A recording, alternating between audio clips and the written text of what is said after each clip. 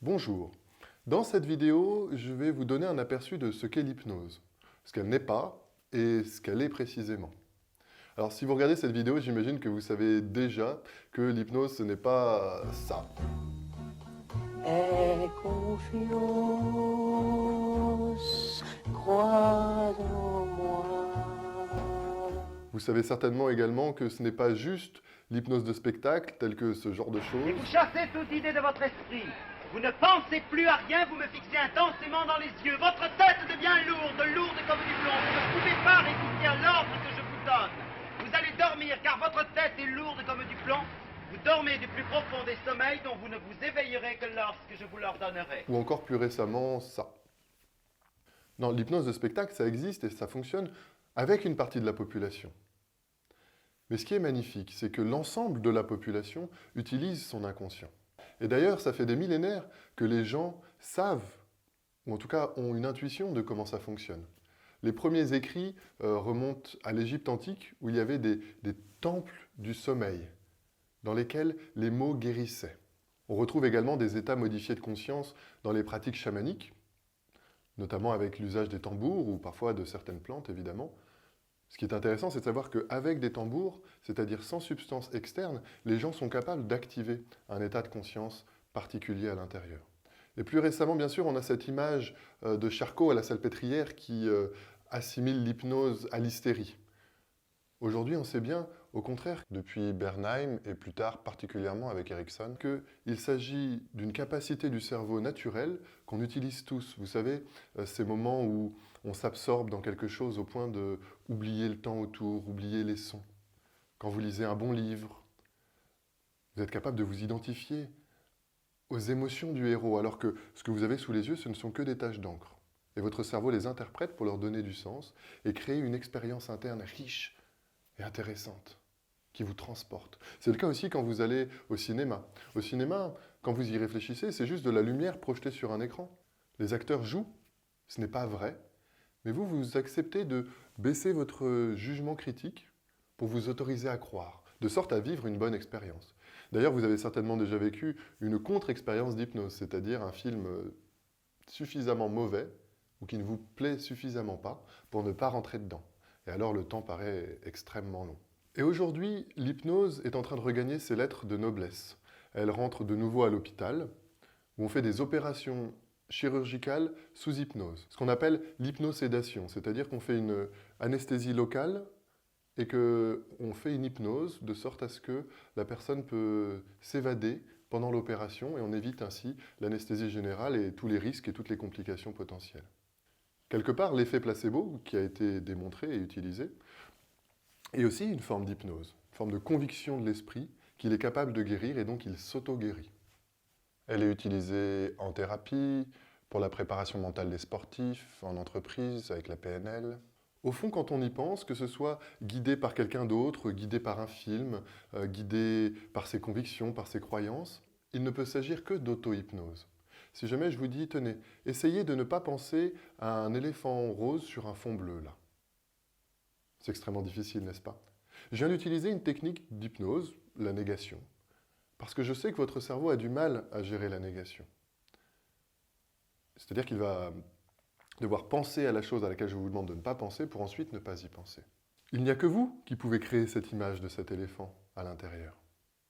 Et ce qui est magnifique, ce qui me semble particulièrement intéressant, c'est qu'au quotidien, les gens utilisent une forme d'auto-hypnose, par exemple. Quand on se dit « Ah, il ne faut pas que je stresse », qu'est-ce qui se passe à l'intérieur? Le cerveau stresse. Qu'est-ce que c'est le stress déjà? Ah oui, c'est comme ça.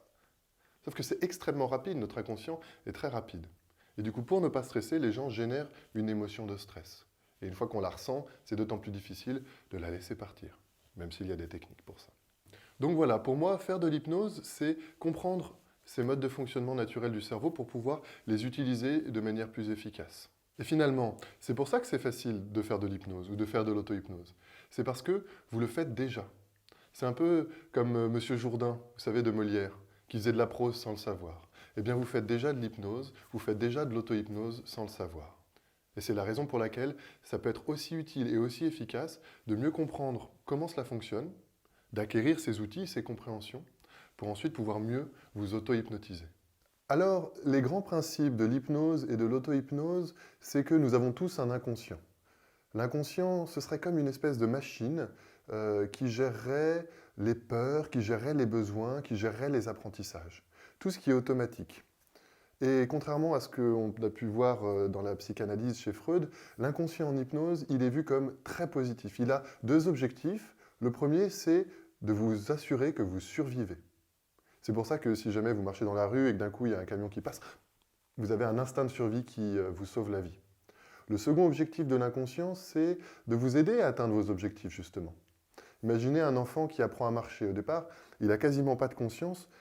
Il y a quelque chose en lui qui voit les grands marchés, ça a l'air génial et très pratique, et ça génère une envie, une motivation, qui derrière elle va activer tout un tas de processus qui vont finir par aboutir à être ce qu'on appelle de la marche. Alors votre inconscient positif, qui cherche à vous protéger, à vous aider à atteindre vos objectifs, il fonctionne en automatisant. Une fois que vous avez appris à faire quelque chose et que c'est jugé satisfaisant pour votre inconscient, alors il le généralise, il l'automatise de sorte à ce que ça peut se faire malgré vous, pour vous, sans aucun effort. Vous pouvez penser ainsi à tout ce que vous faites naturellement. Vous savez marcher, vous savez parler, vous savez lire, vous savez écrire, vous savez réagir émotionnellement dans un contexte de telle manière. Vous avez appris énormément de choses qui maintenant sont automatiques et c'est vraiment très bien parce que ça vous économise beaucoup d'énergie. La pensée consciente, rationnelle, elle est très lente et elle consomme beaucoup d'énergie. Alors elle est pratique pour analyser, pour réfléchir, pour disséquer, mais elle a les inconvénients de ses avantages. L'avantage de l'hypnose, c'est que ce sont des outils concrets, des techniques pragmatiques qui vous permettent de connecter avec votre inconscient et venir en quelque sorte mettre le pilote automatique en mode manuel. Vous pouvez alors faire les nouveaux réglages, décider de trouver une meilleure réaction dans tel contexte ou de mettre en place une nouvelle habitude, et ensuite, vous laissez l'inconscient faire ce qu'il sait faire naturellement, à savoir automatiser. Une des approches très efficaces pour connecter avec l'inconscient, au-delà des techniques d'auto-hypnose, c'est de comprendre dans un premier temps que ce qu'il fait est positif, en tout cas qu'il a une intention positive, même si la manière de réaliser cette intention est négative. Il y a des gens qui fument pour se détendre. Fumer, c'est pas très sain, mais se détendre, c'est très important. Il y a des gens qui grignotent pour digérer une émotion. Faire passer les émotions, c'est très important. Grignoter, c'est peut-être pas la stratégie la plus efficace. Il y a des gens qui ont des peurs très fortes, des phobies, pour s'assurer qu'ils sont protégés. Le problème, c'est qu'une phobie poussée à l'extrême, ça peut être contre-productif. Prenons l'exemple de quelqu'un qui aurait une phobie de l'eau. A priori, cette personne a eu un jour très peur et son inconscient a appris que l'eau, c'est dangereux. Et donc, pour s'en protéger, il fait tout pour faire en sorte que cette personne évite l'eau. À tel point qu'évidemment, cette personne n'aurait pas appris à nager. Prenons un scénario catastrophe, cette personne se retrouve sur un bateau. Sur ce bateau, la personne, a priori un peu tendue, risque d'avoir un équilibre pas terrible, de sorte à ce qu'elle pourrait même tomber à l'eau. Cette personne n'ayant pas appris à nager, évidemment, elle ne va pas savoir nager, et même dans le stress, elle risque de se débattre. Et en se débattant, elle va s'essouffler, se fatiguer, et elle risque même de finir par se noyer. Alors que si jamais elle avait su nager, évidemment, elle aurait pu survivre, et si jamais elle avait été détendue, elle aurait su que dans l'eau de mer, un corps humain a tendance à flotter, de sorte à ce qu'elle aurait pu attendre les secours. Tout ça pour dire qu'une intention positive, se protéger, peut avoir des conséquences négatives et apporter le contraire de ce que ça a cherché à apporter dans un premier temps. Alors une stratégie générale pour mieux fonctionner avec son inconscient, c'est de comprendre son intention positive et plutôt que de lutter contre un problème, lutter contre un symptôme, venir proposer à l'inconscient de trouver de nouvelles manières de répondre à son besoin. Des manières qui vont être plus satisfaisantes pour vous en tant que personne dans votre globalité. Voilà, j'espère que ces quelques idées, ces quelques pistes vous ont permis de mieux comprendre comment fonctionne l'hypnose et je serais ravi de pouvoir échanger avec vous sur tous ces sujets et sur comment vous pouvez utiliser l'hypnose, utiliser l'auto-hypnose pour mieux fonctionner dans votre vie. À très bientôt!